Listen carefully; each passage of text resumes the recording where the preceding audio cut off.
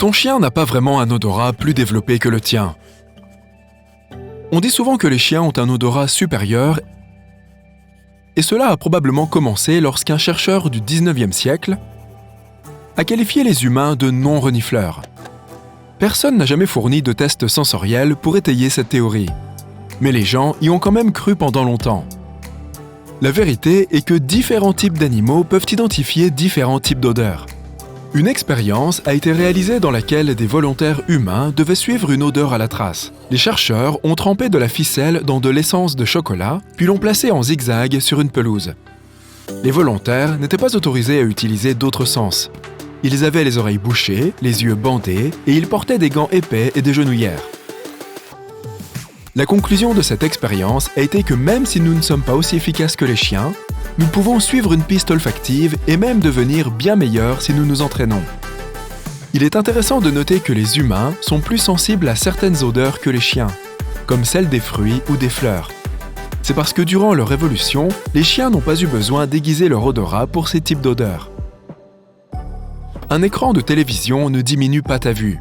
Du moins, il n'y a aucune preuve que regarder un écran de télévision puisse vraiment faire du mal à tes yeux. C'est la même chose pour les écrans de téléphone ou d'ordinateur. Les regarder peut effectivement entraîner une fatigue oculaire, mais dans la plupart des cas, un repos approprié permet de la faire partir. Mais cela ne veut pas dire que regarder la télévision ou fixer ton téléphone trop longtemps n'a pas de conséquences négatives sur d'autres aspects de ta vie, comme une baisse de la concentration et un manque de socialisation, entre autres. Être capable d'enrouler sa langue n'est pas vraiment un trait génétique, même si les professeurs de biologie disent souvent que ce don repose sur un gène dominant. Une étude a montré que 7 jumeaux sur 33 ne partageaient pas réellement cette caractéristique. Les vrais jumeaux ont pourtant les mêmes gènes, ce qui implique qu'ils devraient aussi partager ce trait de caractère. Mais ce n'est pas le cas, ce qui signifie que les gènes ne sont probablement pas le facteur qui décide si tu seras capable d'enrouler ta langue. Mais ce mythe existe toujours, même s'il a été démystifié il y a plus de 6 décennies. Tu vas attraper un rhume si tu sors avec les cheveux mouillés. C'est encore un mythe. Pour attraper un rhume, il faut qu'un virus pénètre dans ton corps. De plus, les cheveux mouillés ne te rendent pas plus attirant pour les différents microbes qui se cachent autour de toi. Les gens le croient surtout parce que 1. Ils l'ont entendu de leurs parents, et 2. Ils associent le fait de sortir avec les cheveux mouillés à celui de tomber malade, car on est généralement plus exposé aux microbes quand on est dehors. Il n'existe pas de personnes dont les articulations vont dans les deux sens. Certaines personnes ont effectivement des parties de leur corps qui sont très souples, ce qui leur permet, par exemple, de toucher leur menton avec leur coude ou de plier leurs doigts vers l'arrière. On qualifie parfois cela de double articulation, comme si le secret résidait dans une charnière supplémentaire quelque part. Mais ce n'est pas le cas.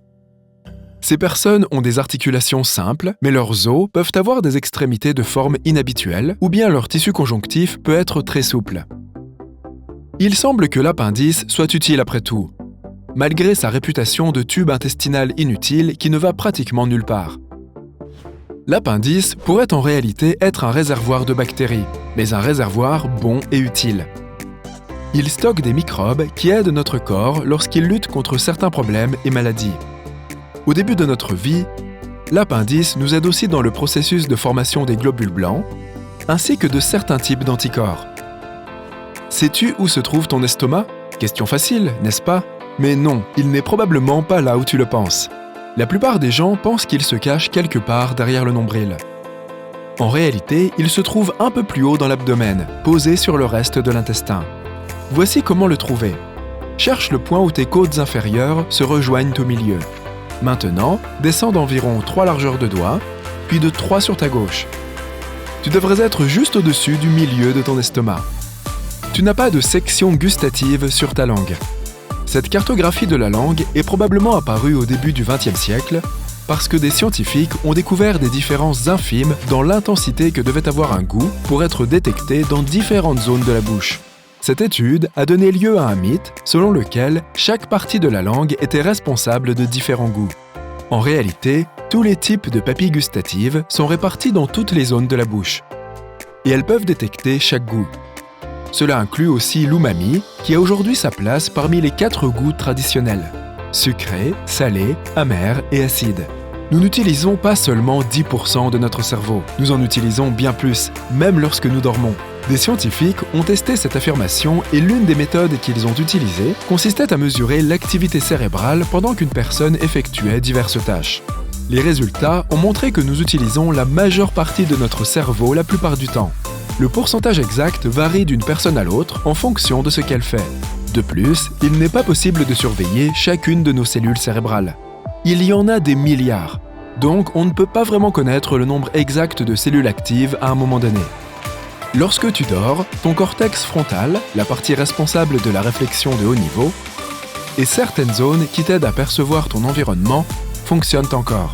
Les humains n'ont pas seulement les 5 sens généralement évoqués, l'ouïe, le goût, le toucher, la vue et l'odorat.